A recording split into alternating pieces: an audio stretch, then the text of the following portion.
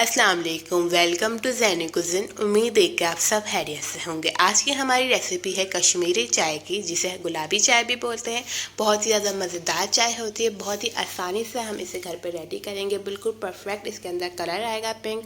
बहुत ही आसान इसकी रेसिपी होती है। मैं इसकी आपको सारे ट्रिक बताऊँगी किस तरीके से जो है कश्मीरी चाय को पिंक किया जाता है।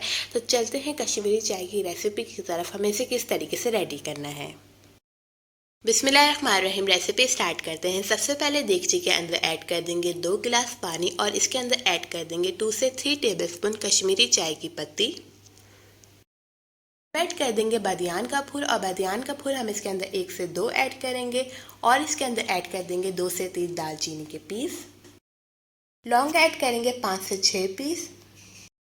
इलायची के 2 से 3 पीस ऐड कर देंगे और फिर हम इसके अंदर ऐड कर देंगे baking soda half tea spoon. Baking soda डालने के बाद हम 10 मिनट तक मीडियम फ्लेम पे इसे कुक करेंगे।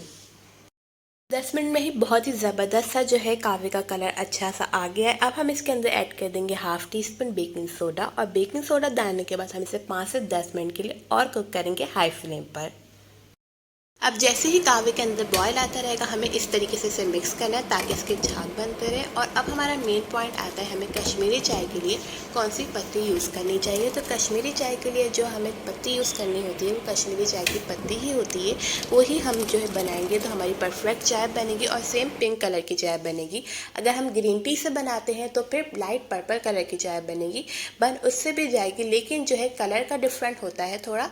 तो आपने अगर पिंक कलर की चाय बनानी है तो इसके अंदर कश्मीरी चाय की पत्ती ही यूज़ करिएगा। अब जो है हमारा कावा बिल्कुल रेडी हो चुका है।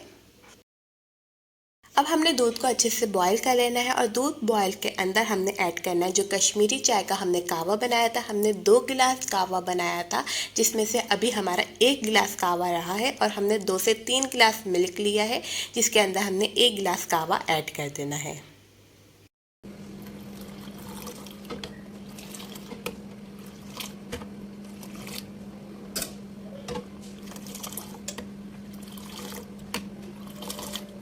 शुगर ऐड कर देंगे 3 टेबलस्पून। उसके बाद हम इसे अच्छे से मिक्स करेंगे और इसके अंदर लास्ट में ऐड कर देंगे बादाम पिस्ते और बादाम पिस्ते डालने के बाद हम इसे अच्छे से मिक्स करेंगे और फ्लेम को ऑफ कर देंगे।